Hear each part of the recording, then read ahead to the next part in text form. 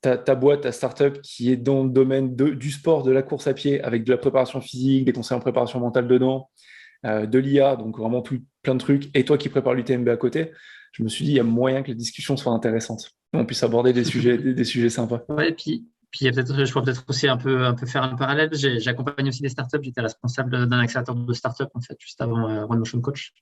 Trop Donc, cool. ouais, je vois bien, en tout cas, certains tempéraments d'entrepreneurs. Et puis, justement, le fait de faire du sport, c'est effectivement quelque chose qui est important pour être bien cadré et puis se sentir bien. Et ça peut être un levier de performance à la fois, mais aussi un levier pour se ressourcer. Hmm. Non, complètement. Bah, bah, tu vois, franchement, je pense que je vais pas le lancer de top départ. C'était bien embrayé, Romain. On n'a qu'à continuer à battre le fer pendant qu'il est chaud. Avec Romain, on se connaît pas directement. C'est la première fois qu'on se voit vraiment. On s'est vu une fois au téléphone. Et merci d'avoir accepté l'invitation, Romain. Je suis vraiment content d'avoir avec moi aujourd'hui. Avec plaisir, Quentin. Oui. Euh, bah, tu vois, j'allais faire un petit pitch de dire qui t'es, comment on s'est rencontré, tout ça, mais ce que je te propose, c'est de te présenter, de présenter ce que Ouais. tu fais, ce qui te passionne. Ce sera beaucoup plus éloquent que si c'est moi qui le fais. Et ben, on s'est rencontrés. En tout cas, c'est toi qui m'as contacté dans un premier temps sur LinkedIn. Je crois que tu es utilisateur, ou en tout cas que tu as téléchargé Run Motion Coach il y a quelques temps. Et donc, Exactement. peut-être que ça a aiguisé ta curiosité. Alors, moi, je suis fondateur de cette application mobile de coaching qui s'appelle Run Motion Coach, qui permet en fait à des coureurs de tout niveau de réussir ses propres objectifs sportifs.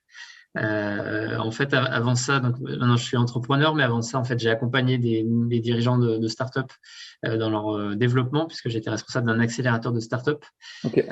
Donc plus dans l'accompagnement, on va dire, pour permettre aux gens aussi de se réaliser et de réussir leur projet. Alors maintenant, c'est mon propre projet Run Motion Coach, même si derrière, on accompagne des gens aussi à réaliser leurs projets sportifs. En tout cas, c'est mon projet d'entreprise. Et puis, auparavant, j'ai travaillé au Crédit Agricole, donc c'était dans le financement d'entreprise. Ok. Et donc, c'était plutôt en fin de chaîne, entre guillemets, quand tu as la casquette de banquier start-up ou PME, par exemple. Tu viens plutôt à la fin, ou quand le projet est déjà bien maturé Hmm. et que finalement tu vas donner une décision ou parfois tu vas monter un dossier en comité de crédit pour donner une décision, mais c'était un peu frustrant parce qu'en fait, tu arrives un peu en bout de chaîne. Et puis après, j'ai eu la chance donc d'accompagner des entrepreneurs en tant que responsable d'un village by CA, donc un accélérateur de start-up Ok. pour lequel en fait, c'était un projet presque intrapreneurial au départ parce que il a fallu créer un village by CA à Chambéry. Donc, c'était déjà presque un projet intrapreneurial, mais au sein d'un grand groupe. Et donc après, j'ai eu envie d'entreprendre moi-même au contact d'autres entrepreneurs. Et puis, ça vient d'un besoin commun et de réflexion commune qu'on a pu avoir avec mon frère Guillaume, puisque Run Motion Coach a été créé avec mon frère Guillaume, qui a été athlète en équipe de France d'athlétisme et avec qui on se complète très bien dans notre parcours d'entreprise. Ok, c'est chouette. C'est une bonne histoire familiale, quoi. Exactement, ouais. Exactement. On courait beaucoup en fait ensemble.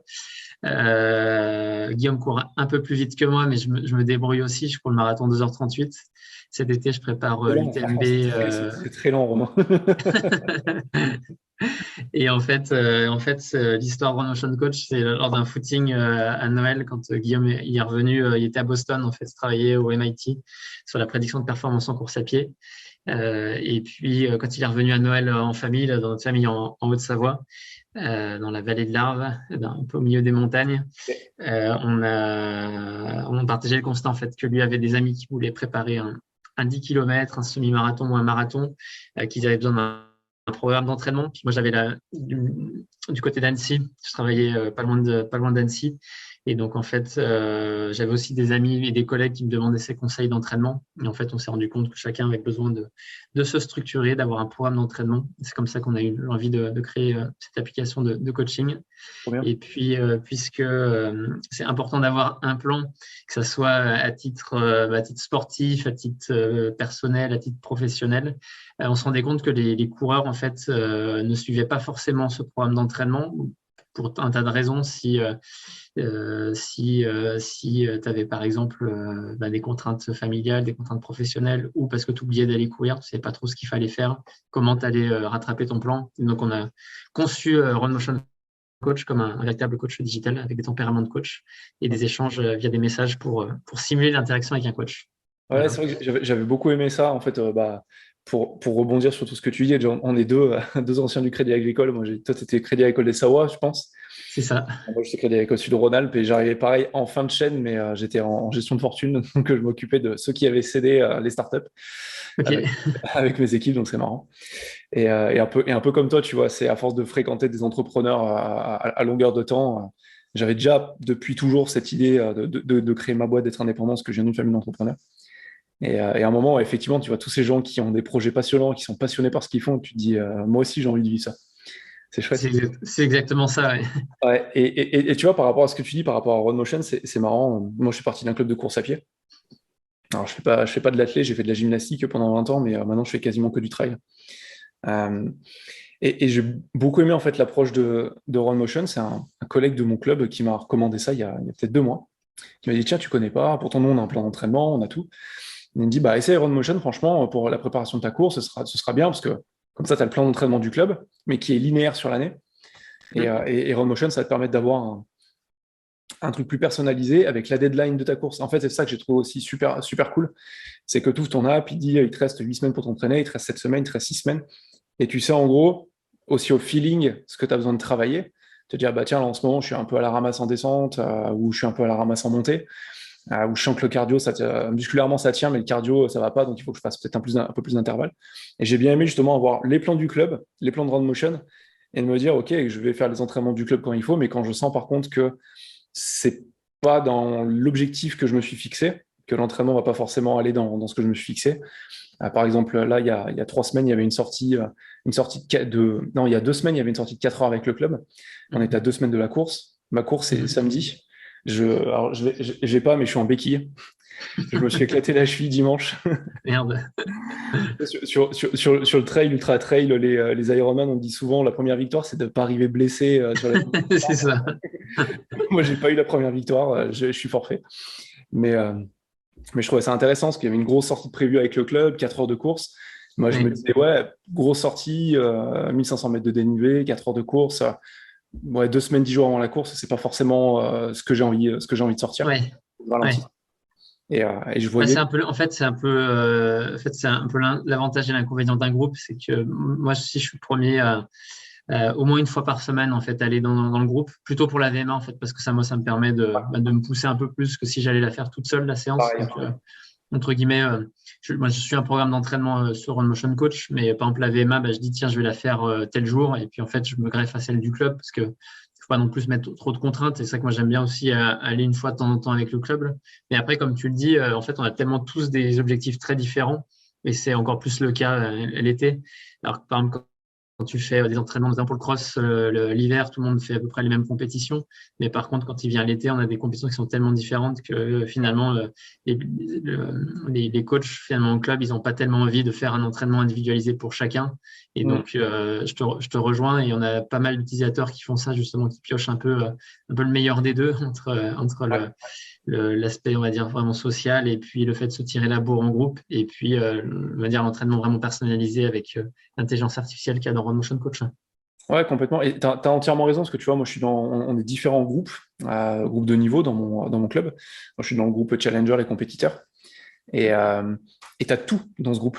Il y en a qui font des trails qui font 15-20 bornes. Par contre, ils courent vite. Mais il y en a qui se préparent dans le même groupe pour l'ultra, pour l'UTMB, pour la Diagonale des Fous, pour des trucs un peu plus challenging. Et effectivement, même si on court tous ensemble, tu prépares pas un 20 bornes ou une skyrun comme tu prépares un ultra. Donc, tu as intérêt à avoir un truc à côté. Et tu vois, par rapport à je trouve ça super intéressant ce que tu dis, tu vois, qu'on a tous des objectifs personnels. Euh, c'est aussi pour ça que je voulais échanger avec toi. C'est toi, dont tu me disais, tu prépares l'UTMB. Donc, c'est l'Ultra Trail du Mont Blanc, pour ceux qui ne savent pas. C'est la course emblématique des Golden Trail Series internationales. C'est une super course. C'est pas les Golden Trail Series, mais Ah, ça fait non, pas c'est partie des... l'UTMB World Series. Ah oui, c'est l'UTMB C'est deux World. circuits un peu différents, mais il y en a un qui est supporté par Salomon et un autre qui est l'UTMB World Series en fait. Mais Ouais, c'est vrai. Et d'ailleurs, en plus, ça répond. c'est un peu le championnat du monde de trail en fait, dont Ouais, la finale est à Chamonix. Ouais. et c'est vrai que oui, j'avais zappé ce parcours, parce que je vois que là, il y a l'Ultra Trail de Snowdonia aussi, que je veux faire l'année prochaine, qui a été créé par une TMB World Series. Mais tu vois, donc tu prépares ça. Tu nous épargnes, bah voilà, tu as ta startup. Je sais à quel point c'est challengeant. Tu as ta vie perso aussi, tout ça. Et je me disais, il y a moi qui aime aborder les sujets de la performance personnelle, professionnelle. Toi, dans ton cas, il y a tout qui se mélange. Parce que tu es vraiment dans l'ultra-performance physique, parce que l'UTMB, voilà, c'est long, c'est très long, c'est haut, c'est très très haut.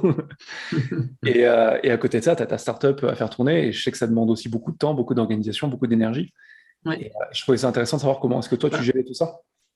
Je vais te donner deux exemples. Je vais peut-être d'abord te parler de Guillaume, parce que donc Guillaume, j'en ai un peu parlé, qui est cofondateur de Run Motion Coach, qui est notre directeur technique. Donc, on se complète assez bien, puisque lui, il s'occupe de la partie tech et moi de la partie plutôt business. Et en fait, Guillaume, il a été en école d'ingénieur à l'INSA de Lyon, en sport-études. Et en fait, ça lui permettait d'aménager ses études. Bon, ça fait déjà quelques années, il a dû terminer en 2015, je crois. Et en fait, Guillaume a voulu participer, se qualifier pour les Jeux Olympiques en 2016 à Rio, sur 1500 mètres. Alors, bon, il a raté pour 2 secondes la qualification. Mais en gros, ce dont il s'est rendu compte, parce qu'il avait déjà 2 sélections en équipe de France précédemment, donc il était vraiment pas loin d'y arriver. Et en fait, en 2016, quand il a fini ses études, il s'est dit, je vais prendre une année sabbatique, je vais faire que de la course à pied. Comme ça va me permettre de maximiser ma chance de réussite sur cet objectif que sont les Jeux Olympiques de Rio. Ouais. Et en fait, il a trouvé que c'était compliqué d'être focus à 100% sur la course à pied. Parce que certes, il avait le temps de s'entraîner, mais d'un autre côté, en fait, il pensait à ça tout le temps. Et donc, il avait un peu perdu l'équilibre qu'il avait auparavant avec finalement avec les études. Finalement, ça te permet d'être déjà d'avoir la tête qui est très occupée, que pas penser uniquement à ta compétition et à ton entraînement, ce qui fait que quand tu as des moments où tu es un peu blessé ou des moments où tu es un peu moins bien à l'entraînement, tu rumines un peu quand tu fais que ça. Et finalement, ce qui s'est rendu compte, c'est que le fait d'être trop focus, et notamment en sport, ça pouvait être pour certaines personnes contre-productive. Et donc, lui, il est plutôt dans une approche, il faut que je peux faire des choses de manière très intensive, mais il faut que je fasse aussi autre chose et que je fasse pas que ça. Ouais. C'est hyper intéressant ce que tu partages. Et donc ça, c'est l'expérience de Guillaume. Et puis après, moi, pour ma part, en fait, la course à pied, alors moi, j'ai une approche, on va dire, moins compétitive que Guillaume. Pour moi, même si moi, ça me fait très plaisir de faire des super chronos et puis de battre mes records personnels, d'aller chercher des podiums ou des belles places, même sur des longues distances. Moi, c'est plus, en fait, c'est plus un moyen de me ressourcer, quoi, d'une certaine manière. Et donc, moi, je l'aborde un peu différemment. Et pour moi, c'est clairement quelque chose, en tout cas la course à pied ou l'activité physique, pour moi, c'est quelque chose de vraiment important. Parce qu'en fait, si tu n'as pas ça, en tout cas moi, si j'ai pas ça, dans mon corps, je me sens moins bien, j'ai moins d'énergie. Et puis, je trouve que ouais, c'est important en fait, de garder cet équilibre. Et moi, je le trouve en tout cas par le sport. Il y en a peut-être, tu connais peut-être des personnes qui le font par d'autres biais, d'autres activités, peut-être artistiques, etc. Mais en tout cas, ouais, moi, j'ai vraiment besoin de ça parce que sinon, je me sens pas aussi performant au travail. Tu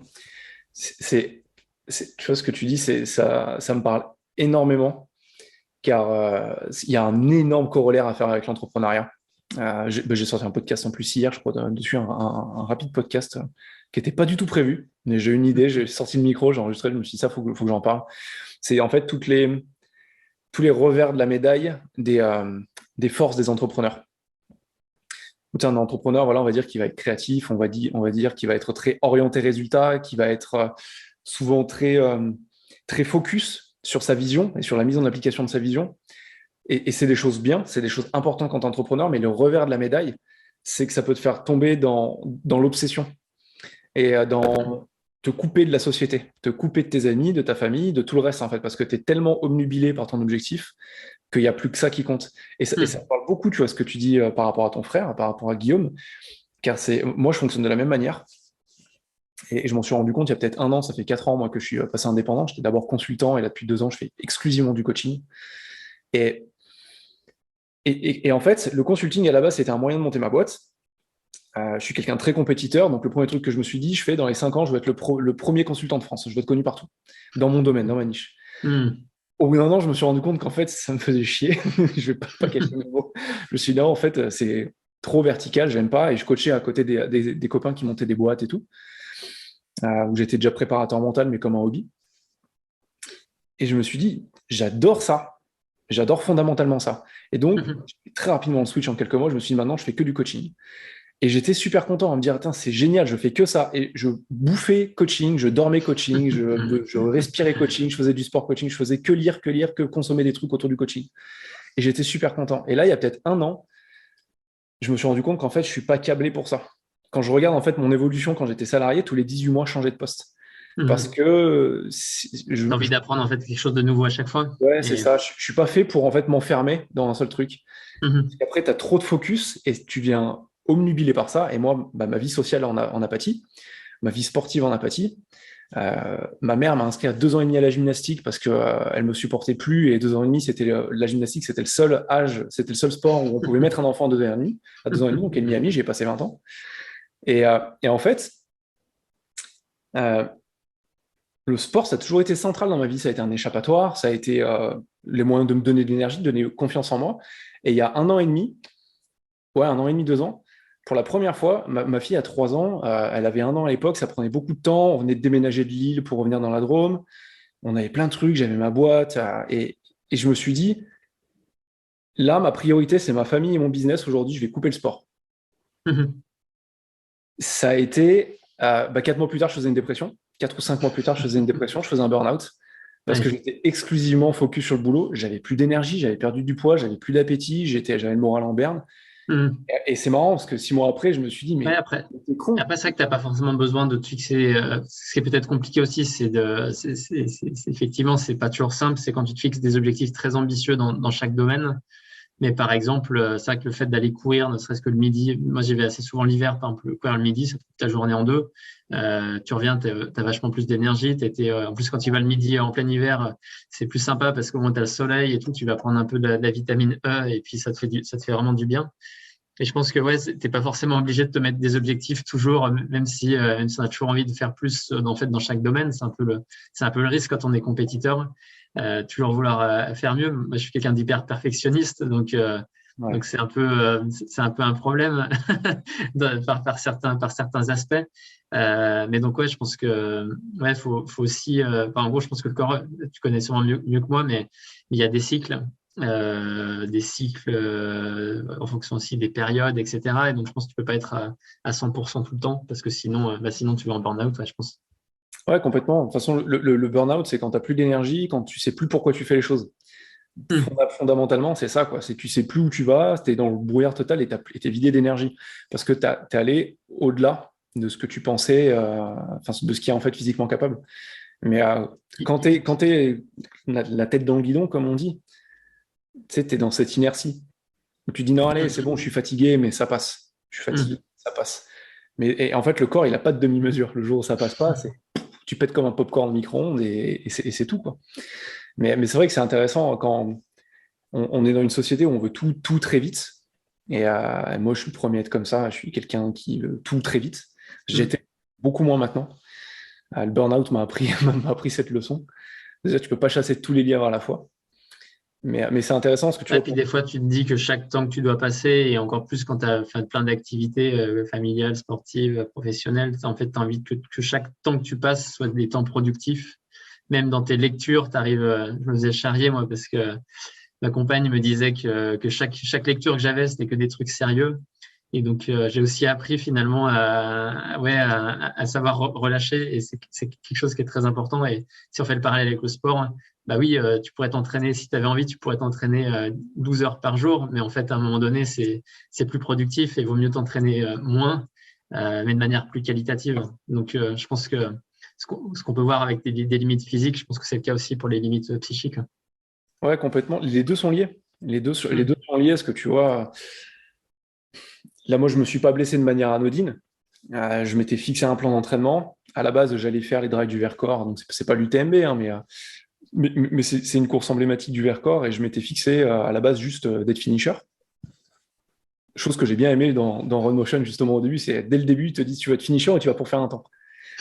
J'ai trouvé ça cool. Et au final, je me suis dit, bah, je veux faire finisher, mais voilà, enfin, je m'engage depuis un an, j'ai quand même envie de faire un temps. Et je m'étais fixé donc mon plan d'entraînement et j'y allais. Dimanche dernier, j'étais fatigué, c'était la dernière sortie avant les drives et je me dis, bon, j'ai pas envie d'y aller. mais c'est dans le plan, j'y vais quand même. Hmm. Bah, c'est là où 3 minutes avant la fin, j'étais un peu KO, je m'étais tout donné, je me suis fait un KV et 1 kilomètre vertical. Pour ceux qui connaissent Ouais, pas, c'est 10 mètres de dénivelé le plus vite puis en possible. fait, tu t'en rends pas forcément compte, tu penses que ça va passer, mais qu'en fait, c'est plutôt, c'est a posteriori, en fait, tu arrives à l'expliquer, en fait, cette blessure. Ah, c'est ça. Je me suis tordu la cheville. Parce que tu peux avoir plusieurs possibilités. Soit tu t'es passé entraîné et finalement tu fais une sortie qui est beaucoup trop dure et donc ton corps n'était pas préparé. Ça peut être de la fatigue, qui peut être une fatigue d'ailleurs physique, ça peut être une fatigue mentale parce que Ouais, finalement tu as eu des contraintes de type pro par exemple et puis finalement tu t'es quand même forcé à y aller et puis tu as trop tiré sur la corde. Ouais, les blessures en général, c'est jamais complètement anodin, ça s'explique toujours d'une manière ou d'une autre. non, c'est sûr. Et tu vois, c'est marrant parce que quand je suis rentré, j'étais chez mes parents à Grenoble. Et j'ai eu ma petite sortie, je sais pas si tu connais Grenoble, mais où je pars en fait, je pars de chez mes parents qui habitent en centre-ville et je pars directement au Mont Raché, donc c'est le dernier sommet de la Bastille.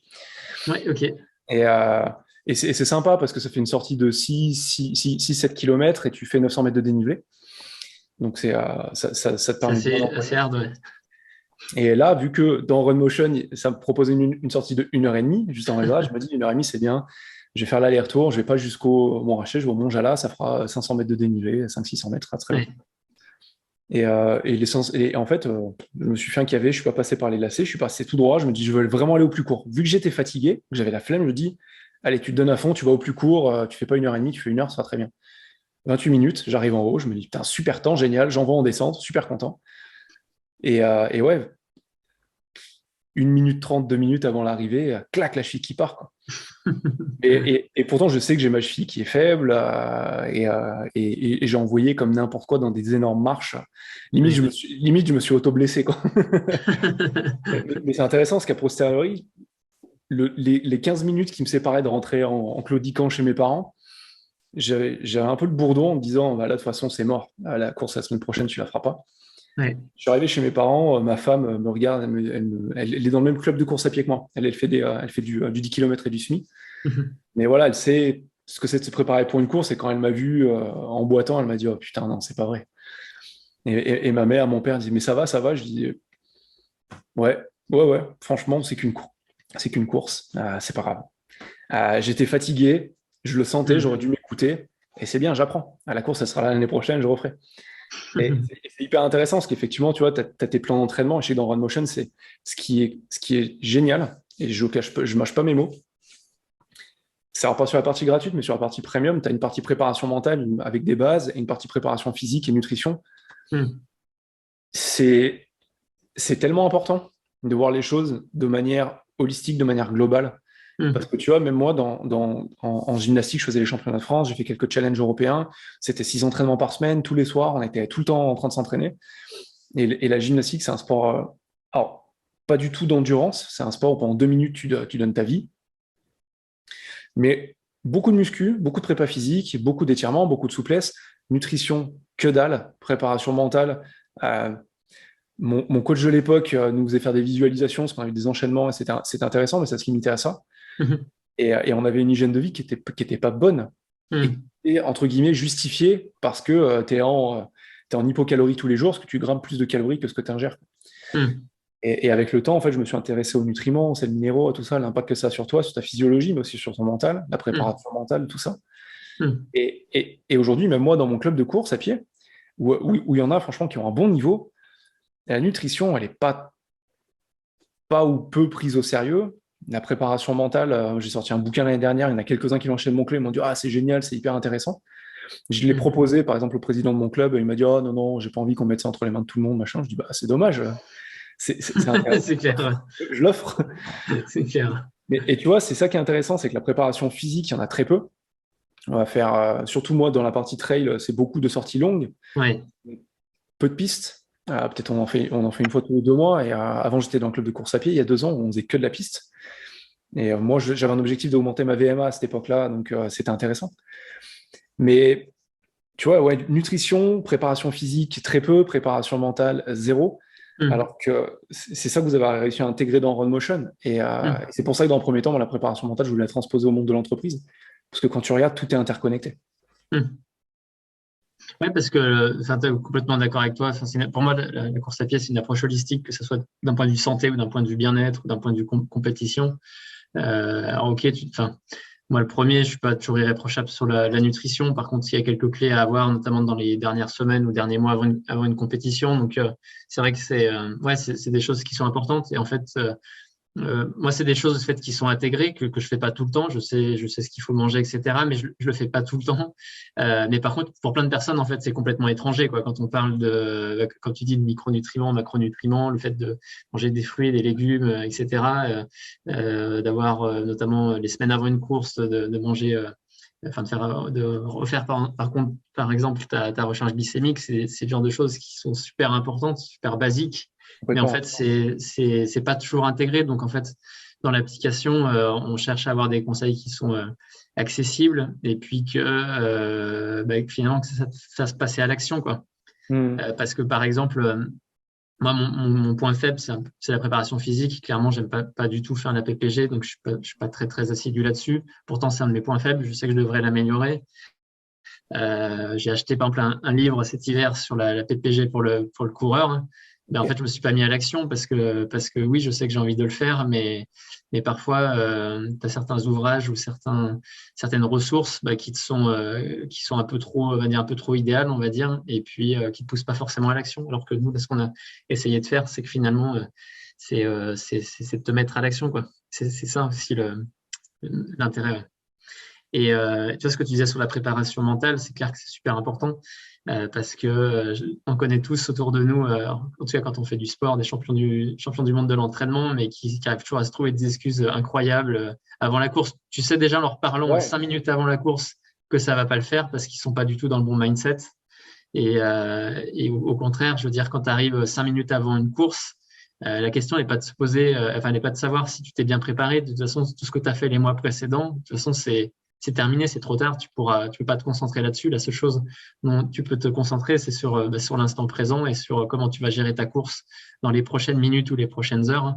Et finalement, tout ce qui vient à côté, ça vient le parasiter. Donc, Mm. la préparation physique, la sophrologie, pardon, préparation mentale, la sophrologie permet justement de se mettre dans les bonnes conditions au départ de la course. Et donc, ouais, c'est super important et c'est pour ça qu'on le propose aussi dans l'appli. Ouais.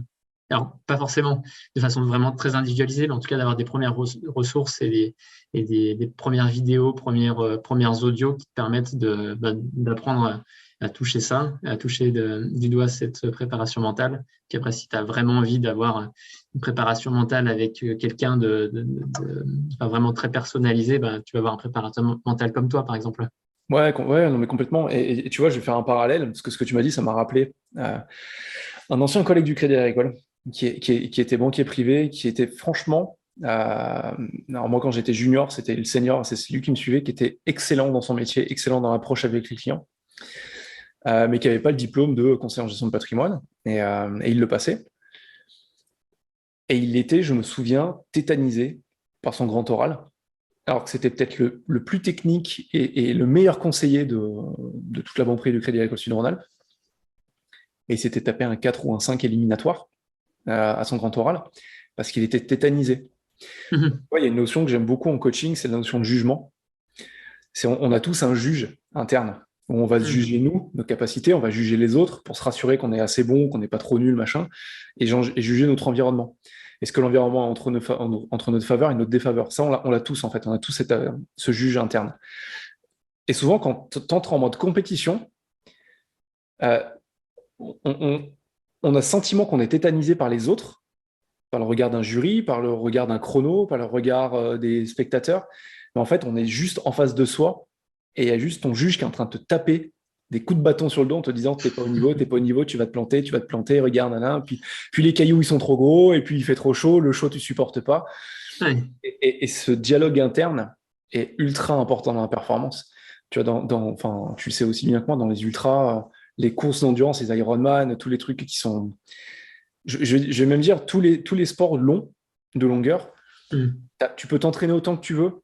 Je pense que 70-80% du résultat, c'est le mental. Mm.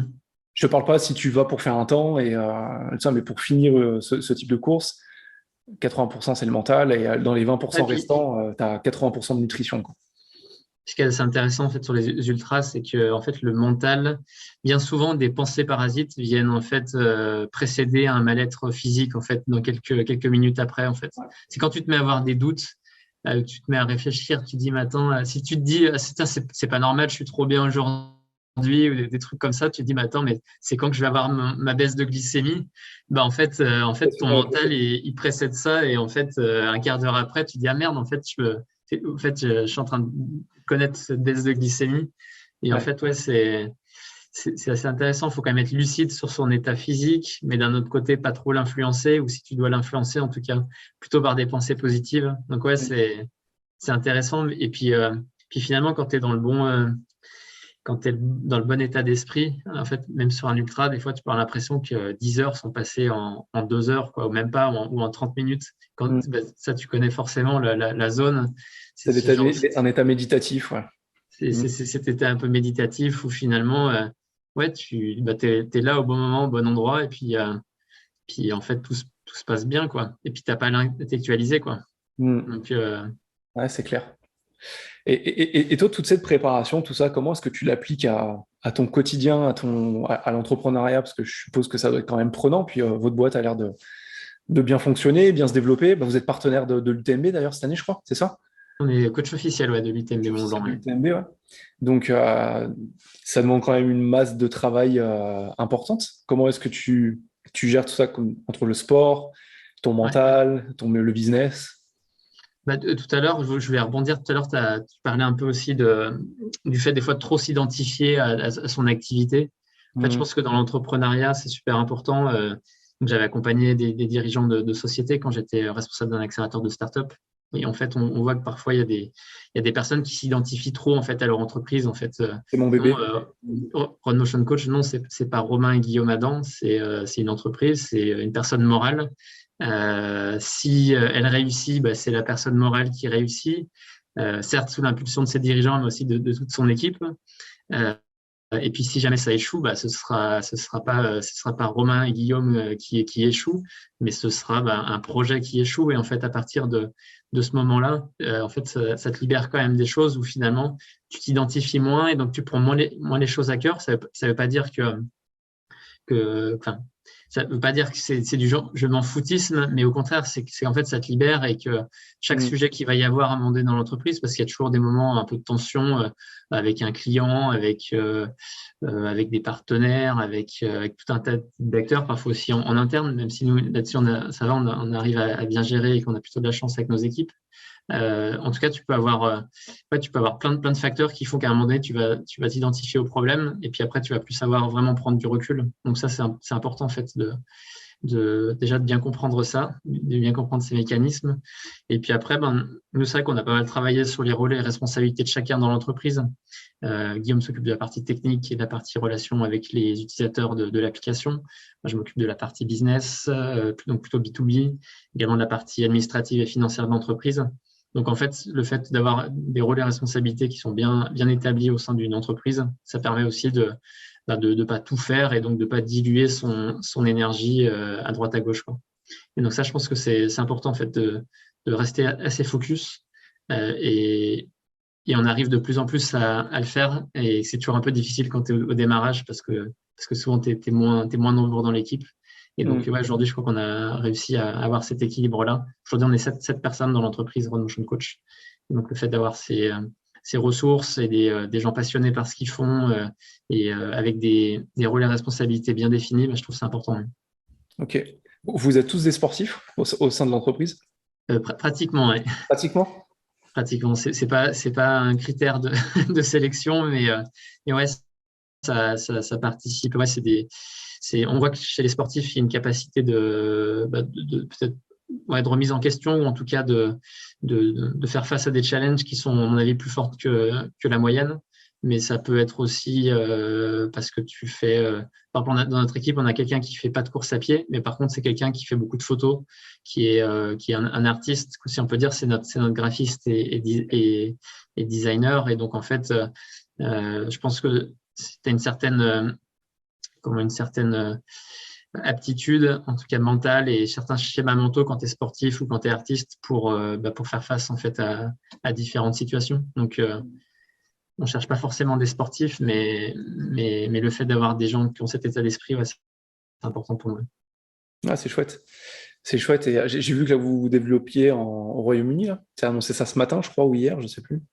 Ouais, ouais, exactement. Aussi avec un Bravo. sportif. Et ouais, c'est en fait dans l'entrepreneuriat, j'aurais beaucoup de choses à dire sur l'entrepreneuriat, mais je pense que en gros, très souvent, on te dit toujours ouais, vous êtes plein à faire ce que vous faites, vous avez plein de concurrents. Oui, mais on est seul de le faire de la manière dont on le fait. Donc en fait, tu as toujours des gens qui vont te dire comment tu te situes par rapport à un tel, par rapport à un tel, etc. Et en fait, si tu te concentres pas sur ta société, sur tes clients, bah, finalement, tu vas passer plus de temps à savoir, comme tu disais tout à l'heure, le juge, finalement, tu vas essayer de savoir ce que pense l'écosystème, ce que pensent les fonds d'investissement, ce que pense tout le monde de toi, en fait, de ton entreprise. Mais clairement, c'est vraiment une grosse perte de temps, une grosse perte d'énergie d'aller faire des concours de start-up à n'en plus finir. Bah, c'est bien au début, ça t'apprend des choses, mais à un moment donné, faut vraiment sortir de entre guillemets, de Cette cette comparaison dynamique-là qui constante, est pas vraiment une dynamique de croissance d'entreprise, en fait, qui est plutôt une dynamique de foire et de zoo. Quoi. On va voir les startups, on va voir les startups dans leur cage, on va voir comment ça marche, etc. En fait, non, tu es une entreprise comme une autre, mais ton but, il est de satisfaire le plus rapidement possible, le plus grand nombre de clients possible. Puis après, tout ce qui détourne de ça, finalement, faut fuir, je pense. Mm. Et je dis ça,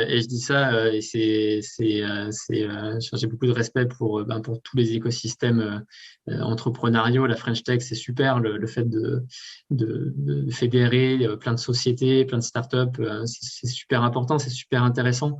Mais au-delà de de certains fonctionnements, je trouve que ouais, c'est parfois pas très entrepreneurial en fait, Ouais. certains modes de fonctionnement en fait. Comme par exemple, aller pitcher, t'es une startup comme nous dans le coaching, d'aller pitcher à des grands groupes qu'on n'a absolument rien à faire de ton activité, qui sera jamais un client, etc.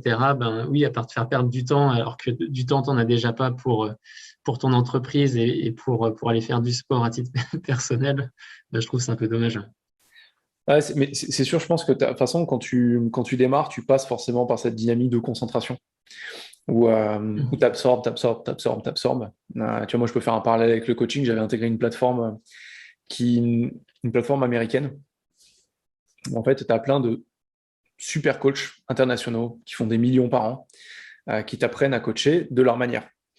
Et c'est hyper intéressant ce que tu vois. Donc, leur méthodologie, tu vois comment ils fonctionnent. Ils filment avec des clients pour que tu puisses regarder. Et en fait, au début, bah, tu regardes, tu regardes, tu regardes, tu regardes. Moi, j'apprenais plein de trucs et puis tu essaies de dupliquer. Et en fait, je me dis, là, j'arrive pas à faire aussi bien que lui, j'arrive pas à faire aussi bien que lui. Bon, après, tu as tendance à oublier que le mec, il a 50 berges, la nana, elle a 45, ça fait 20 ans qu'ils font ça, ils sont excellents dans leur domaine, tout ça. Hum, Et tu essaies de dupliquer des choses et tu es tout le temps en comparaison. hum, Et tu te dis, je suis dans un domaine en plus qui est hyper concurrentiel, si j'y arrive pas vite, je vais pas y arriver, je vais me faire bouffer.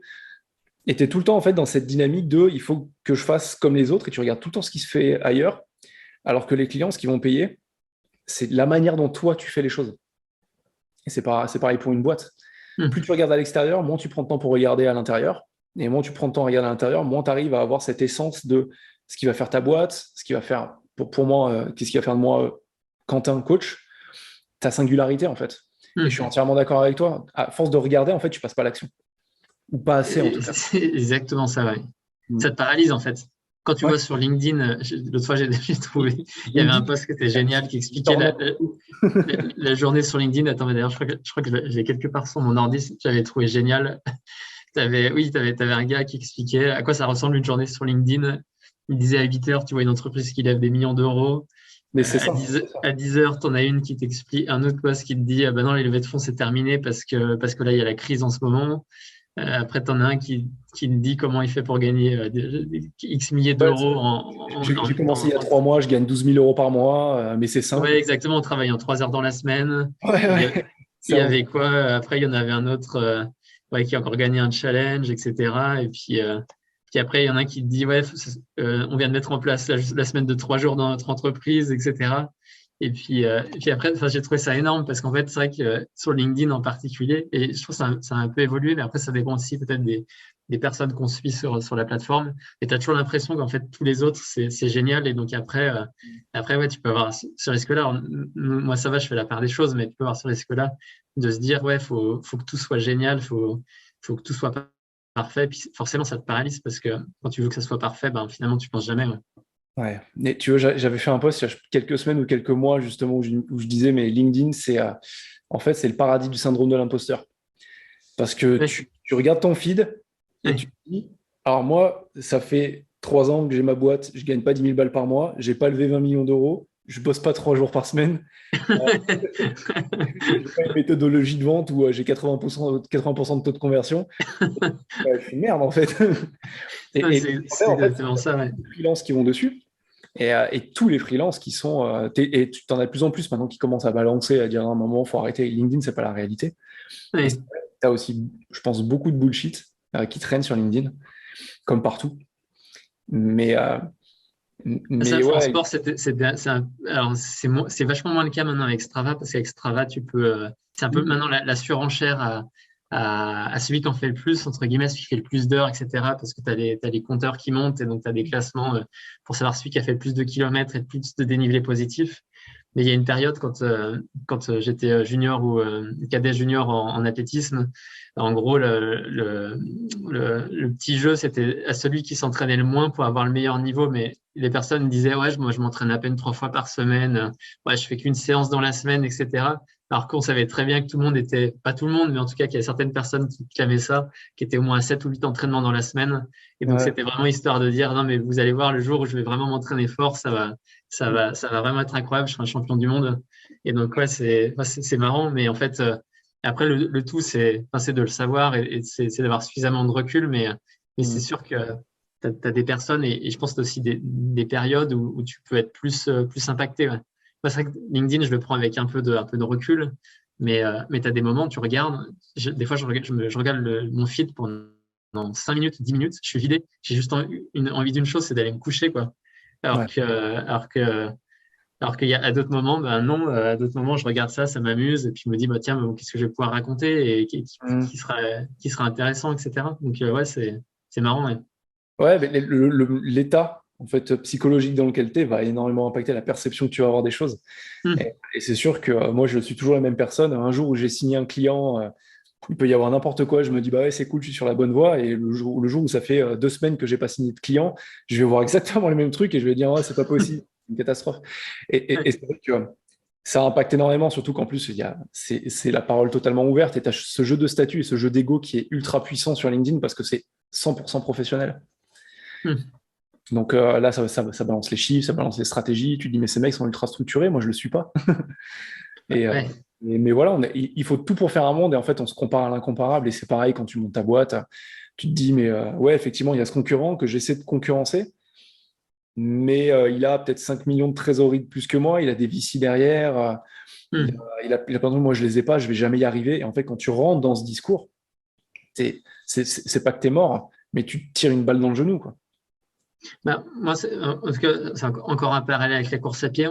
Les gens ils vont penser qu'on est obsessif avec la course à pied, mais moi, je trouve que c'est une merveilleuse école de l'humilité parce qu'en fait, la course à pied, Guillaume aussi a pu le voir, il a franchi les étapes un peu une à une, on va dire, du niveau départemental jusqu'à l'échelon presque international, jusqu'à pour être en équipe de France. Et en fait, ce qu'il y a de magique avec la course à pied, c'est que, bah, on va dire, sur 10 km, ça va peut-être parler plus aux gens. Bah, tu peux peut-être démarrer à 50 minutes. Bah, tu vas être au milieu du peloton. Tu vas passer sous les 40 minutes. Tu vas être dans les 10 premiers pourcents. Puis après, tu vas descendre sous les 35. Tu seras plus que dans les 1%. Et puis, tu vas commencer à gagner des courses à partir de 32 ou 33 minutes au 10 km. Mais en fait, à chaque fois que tu progresses, bah, tu as toujours quelqu'un qui est plus rapide que toi. Ça va jusqu'à 26 minutes, quoi. Et Ouais, donc, en fait, tu as toujours quelqu'un qui va plus vite que toi. Il n'y en a qu'un seul qui peut dire non, je suis le meilleur, c'est Eliud Kipchoge qui court le marathon en moins de 2 heures. Mais en fait, tu as toujours quelqu'un qui va aller plus vite que toi. Et après, est-ce que tu envies forcément la personne qui va courir plus vite que toi parce qu'elle n'a pas forcément les mêmes moyens pour réussir? Peut-être qu'elle va attacher une importance différente à ce quoi tu vas attacher. Peut-être que pour des gens déjà passés sous les 45 minutes aux 10 km. Et on voit dans l'application Run Motion Coach, il y a des coureurs qui par exemple, sur marathon, il y en a plusieurs là, qui ont démarré leur marathon, leur premier marathon, qui ont fait moins de 3 heures, mais c'est absolument incroyable pour eux. Et puis à côté, il y avait une personne qui a juste fini son marathon. Et en fait, la personne a fini son marathon, mais en termes de confiance en elle, elle a gagné, en termes de score, elle a gagné plus 100 dans sa confiance en elle. Et donc, en fait, après, elle dit, mais moi, dans ma vie perso et ma vie pro, ça a tout changé parce qu'en fait, ça m'a permis de me rendre compte que oui, je suis capable de faire des grandes choses. Et pour certaines personnes, courir un marathon, c'est un exploit déjà incroyable. Et le fait de les accompagner et qu'ils nous disent que ça a un impact très important dans leur confiance en eux et dans finalement, dans leur vie perso et leur vie pro, nous, on trouve ça incroyable. Quand on reçoit ce genre de témoignage, on se dit, ouais, on a eu raison de lancer Run Motion Coach. Complètement. Et tu vois, ce qui est intéressant comme parallèle à faire, c'est que tu parles de confiance en soi. J'ai toujours eu, alors, c'est pas pour me jeter des fleurs, mais une grande confiance en moi sur beaucoup de sujets quand j'étais salarié. Et tout glissait. C'était assez simple. Et c'est quand je suis passé du côté de l'entrepreneuriat où je me suis rendu compte qu'en fait, j'allais d'échec en échec. Et ma confiance en moi, elle s'est effondrée. Et c'est là où je me suis rendu compte que la confiance, c'est pas quelque chose de statique, c'est quelque chose de dynamique. Et dans le monde du salariat, je faisais beaucoup de sport, ça m'avait beaucoup aidé à ce moment-là. J'avais ralenti le sport au niveau de l'entrepreneuriat et beaucoup de choses, et j'étais moins dans la compète, j'avais moins de résultats, et même au niveau business, j'avais moins de résultats, donc tu as tout qui s'effondre. Et en fait, j'ai commencé à vraiment m'intéresser à toutes les dynamiques autour de la confiance en soi. Et donc, j'ai lu plein de bouquins, j'ai suivi des séminaires, j'ai regardé un peu, j'ai écouté des podcasts un peu partout dans le monde. Et ce qui est hyper intéressant, c'est que tous les professionnels sont unanimes dès qu'ils doivent commencer un travail sur la confiance en soi auprès de quelqu'un, salle de sport. Oui. Mais c'est hyper intéressant parce qu'en fait, souvent, les personnes se disent, j'ai pas confiance en moi pour parler en public, pour aller voir telle personne, pour créer des relations sociales, pour monter le business que j'ai envie de monter depuis 5 ans, juste pour vivre la vie dont j'ai envie et pas dont les autres ont envie. Et tout ça, en fait, beaucoup disaient, on les met à la salle de sport, on leur fait faire un petit test physique, on leur dit, OK, regarde là, tu es capable de faire ça, et prochain entraînement, on va faire ça plus 20%. Mais j'en serai incapable. T'inquiète pas, on prendra un temps qu'il faut, tu vas le faire et tu vas voir que tu en es capable. Et déjà, rien qu'à ce moment-là, c'est la boîte de Pandore qui s'ouvre. Parce que tu es juste en train de monter statistiquement avec 2 chiffres. Tu pensais être incapable de le faire, tu l'as fait. On fait quoi maintenant? Et en fait, c'est quelque chose qui se construit petit à petit. Et c'est vrai que le sport est vraiment fondamental dans la confiance en soi. Mais à l'inverse, il y a aussi des choses que je trouve intéressantes. Je parlais avec un client il n'y a pas longtemps qui a fini un Ironman. Et il s'était dit, à mes 30 ans, je veux faire un Ironman. Donc, il s'est entraîné comme un âne pour le finir. Il l'a fini, il était super heureux, mais vraiment super heureux. Et puis, à la ligne d'arrivée, il n'avait pas grand monde pour partager sa joie. Et il voit une nana qui était en pleurs, qui avait une envie, a priori, c'était qui, elle non plus, avait personne, c'était de partager avec quelqu'un sa joie. Et il m'a avoué, j'aurais crevé d'envie d'aller la voir. Mais j'y suis pas allé. Parce que pas confiance, parce que peut-être qu'elle m'aurait rejeté, machin. Et c'est hyper intéressant parce que tu vois, je dis, quand tu regardes toute la littérature autour de la confiance en soi, on te dit que ça commence par le sport, par le physique. Enfin, en tout cas, c'est un très très bon levier actionnable. Mais qu'à côté, tu peux être un sportif hyper humble, avec des résultats énormes, qui fait ce que peut-être 1% des personnes sur la Terre font, 0,1% des personnes sur la Terre font, et avoir confiance en toi dans un sujet, mais pas dans l'autre. Et je trouve ça justement formidable, quoi. C'est que tu te dis, mais en tant qu'être humain, t'as un panel en fait, de travail qui est juste génial à travailler, quoi. Ouais, c'est clair. Ouais. Et justement, quand tu es entrepreneur, justement, en fait, c'est un peu un condensé en fait, d'expérience. Des gens qui n'ont pas envie de parler en public, forcément, à un moment donné, tu vas être obligé de parler en public. D'aller vers les autres, tu es obligé, que ce soit des clients, des partenaires, n'importe qui, tu es obligé d'aller vers les autres. Qu'est-ce que tu peux avoir comme phobie parfois des gens la phobie administrative, oui, j'allais dire la même chose. T'es quand même obligé de t'y mettre. Et en fait, quand l'URSSAF te dit que tu dois passer à l'action, c'est pas bon. C'est ça. Et donc en fait, tu te retrouves dans plein de situations. Tu dois te mettre à parler en anglais avec des gens à l'autre bout du monde. Ouais, en fait, tu es obligé, puis après, tu réfléchis vachement moins, parce qu'en fait, sinon, c'est fatigant si tu réfléchis à chaque fois que tu dois faire un truc. Bah non, tu y vas, puis tu le fais, et puis tu avances, quoi, puis tu apprends, comme tu dis. Après, des fois, tu réussis pas tout du premier coup, mais tu apprends, quoi. Ouais. Donc, ouais, c'est des dynamiques qui sont intéressantes. Et c'est vrai que le sport, l'entrepreneuriat, je pense que c'est des bons potentiels de développement humain. Mm. Complètement. Ouais. Et que tu as moins effectivement dans des grands groupes. Je pense que les grands groupes, moi j'ai adoré travailler au Crédit Agricole. Je pense que c'était vraiment une formidable opportunité. Et en particulier, je pense que quand tu es jeune diplômé, en fait, je pense que tu as besoin aussi parfois d'avoir un cadre pour, et qu'une entreprise, ça peut être justement assez formateur en termes de cadre. Mais après, au bout d'un moment, tu peux te sentir un peu prisonnier en fait, de ce cadre qui a un peu du mal à évoluer. Mais en tout cas, ouais, moi j'avais trouvé que en fait, dans chaque chose que tu fais, comme tu disais à un moment donné, si tu trouves du sens, en fait, ben c'est important, quoi, c'est intéressant. Ouais. Ouais, et puis t'apprends plein de choses. Donc, tu vois, j'ai passé 8 ans entre le groupe Crédit Agricole et le groupe BPCE et la Banque Populaire Caisse d'Épargne. Et j'ai aucun regret. Je me suis jamais dit, ah, j'aurais dû monter ma boîte avant ou j'aurais dû faire ça. Non, j'ai appris énormément sur les dynamiques sociales, les relations avec les personnes, bah, présenter Oui, les mais choses. moi, un truc que je comprenais pas, c'était soigner le relationnel avec d'autres services. En fait, non, pour moi, à la base, c'était si j'ai besoin d'eux pour une tâche, ben, je veux juste qu'ils soient efficaces sur cette tâche parce que j'en ai besoin pour avancer La dans relation mon en client, travail. etc. Ouais. Et en fait, non, bah non, c'est comme ça que ça marche.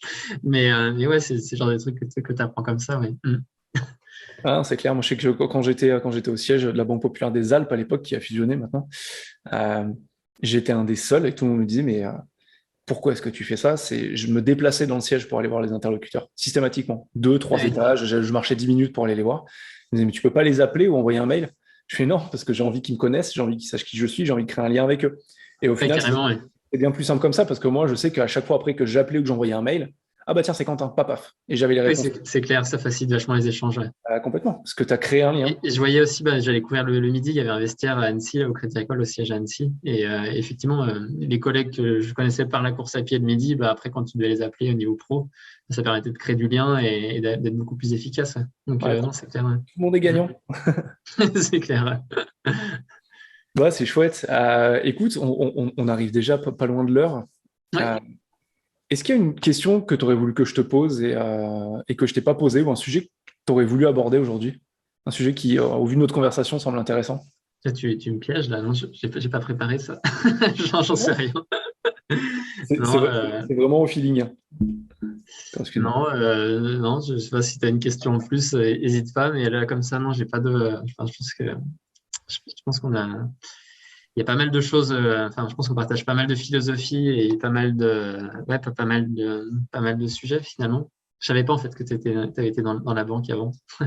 Ouais, bah, j'ai 8 ans dedans, donc que dans la gestion. Si, j'ai fait un peu de centre d'affaires au début, les 6 premiers mois, mais j'ai tout le temps été en gestion de patrimoine.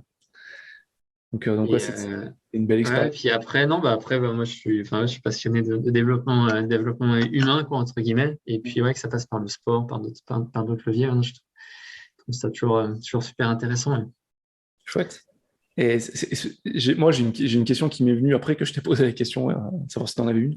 C'est quoi le futur de Run Motion pour toi? Comment est-ce que tu le vois dans 5 ans, dans 10 ans? Qu'est-ce que vous avez envie d'accomplir? Alors, ça, c'est toujours une vaste question. Non, nous, en tout cas, enfin, moi, je raisonne pas forcément en termes de structure, je raisonne plutôt en termes de part de marché, de clients. Nous, en fait, on a envie d'être utile au plus grand nombre. Donc, pour nous, on a une ambition qui est mondiale. Donc, on le voit bien par le développement dans le reste de l'Europe et sur les États-Unis. Et puis, en fait, c'est dépasser le million d'utilisateurs réguliers de Run Motion Coach à horizon, à voir à quel horizon, si c'est 5, ce sera probablement pas 5 ans, mais peut-être 10 ans. Et donc, plus on pourra être utile en fait au plus grand nombre et plus on sera ravis de ça. Ouais. Vous êtes combien d'utilisateurs aujourd'hui? Aujourd'hui, il y a 300 000 personnes qui ont téléchargé l'application. Run Motion Coach ont créé un programme d'entraînement, mais de manière active, il y en a 30 000 en gros qui se connectent tous les jours à la plateforme. Ok, ça marche. Donc, ça veut dire qu'il faut faire encore fois 30, quoi, en gros. Ouais, mais faut pas le voir de manière linéaire. Souvent, tu as un point d'effort qui va faire que ça. Ouais, exact. Le principe d'une courbe exponentielle, c'est quand tu la réduis et que tu la regardes, tu as l'impression d'être tout le temps à plat. Mais quand tu regardes, Ouais. souvent, c'est un moment où tu as un gros coup de cul et Ouais. ça, et ça part. Vous Non, n'allez pas puis, avoir une croissance linéaire, vous avez un beau produit, un bon état d'esprit qui répond à un besoin. Donc, ouais, puis on écoute bien le retour des utilisateurs. On ressent une nouvelle version normalement mi-juillet. Donc, ouais, le but, il est de toujours perfectionner. Ouais, dès qu'on a des retours, en fait, on les prend en compte. Puis, le but, il est d'être utile au plus grand nombre. ça marche. Bah, écoute, merci beaucoup Romain pour l'heure qu'on a passée ensemble. Il y a un endroit où on peut te suivre ou un lien que tu veux mettre en avant. Je sais pas, peut-être celui de l'appli Motion de votre site ou En tout cas, le Road Motion Coach, vous pouvez le retrouver sur les stores, donc sur l'App Store, sur Google Play, à télécharger gratuitement. Il y a une version premium, mais en tout cas, le téléchargement, il est gratuit. Et puis, pour avoir un programme d'entraînement, c'est toujours gratuit. Après, plus vous aurez de fonctionnalités, notamment la nutrition, préparation physique, préparation mentale, là, c'est en mode premium. Ah, bien Et sûr. puis après on a un site internet, un blog avec pas mal d'articles, run-motion.com. On a une chaîne YouTube, Run Motion Coach, où on donne pas mal de conseils vidéo. Et puis Tu également, me donneras les liens, je les mettrai en description. ouais, carrément. Puis aussi Instagram, Facebook. Donc, ouais, on est assez actifs sur tous ces supports. C'est important d'être au plus proche de nos utilisateurs. Bon, bah, c'est super. Et tu m'enverras les liens ouais, de tout Hmm, ce que tu veux. Je les mettrai en description sur YouTube et sur mon podcast. Comme ça, les gens pourront directement aller jeter un œil. Ce sera chouette. ça marche. Que je te remercie, Romain. Merci à toi, Quentin. Bon courage pour l'UTMB. Il te reste encore un peu quelques mois pour te préparer. Ouais, carrément, ouais, ça va être intéressant. Ouais. Et puis, bah, toi, sonne-toi bien. Et puis, n'hésite pas à me dire quand tu passes autour de Chambéry pour aller courir un de ces quatre. Ce sera avec grand plaisir. Ouais. J'y suis le week-end prochain au Bourget du Lac, mais je suis chez des amis, donc je ne sais pas si j'aurai bien le temps, mais je te tiendrai au courant. D'accord, ça marche. Allez, à très bientôt, Merci, Romain. Quentin. Salut.